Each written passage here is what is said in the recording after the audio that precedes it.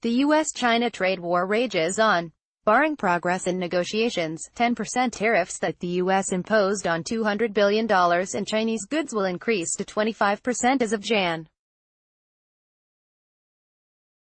1, 2019, while it seems possible, and perhaps likely, that increased trade restrictions will hurt the average person in the U.S. and China, that's not the case for every nation. If China isn't exporting as much stuff to the U.S., there is an opportunity for other countries to fill the void. There's a Chinese proverb for this scenario: when the snipe and clam quarrel, it is the fisherman who profits.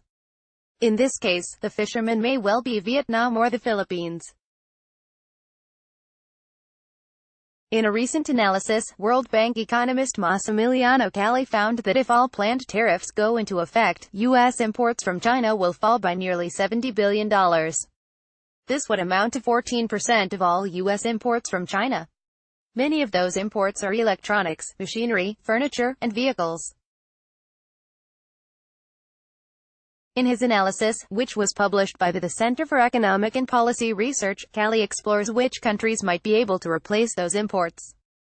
He did this by looking into the Chinese products subject to higher tariffs that other countries in East Asia also produce at a large scale. The analysis focuses on East Asia because countries in this region have the most similar export profile to China. For example, Calli estimates that the value of exported shares from China to the U.S. will fall by over $400 million. Since Vietnam already exports hundreds of millions of dollars in upholstered shares to the U.S., the country is well placed to step in. After finding the products that each country might be able to replace, Calli then summed the total decrease in Chinese exports to the U.S. in these products, and then divided it by that country's GDP. The biggest possible winner by this analysis would be Vietnam. He found that if Vietnam was able to replace all of the exports in the products they already produce, it would be equal to 4.4% of the country's GDP.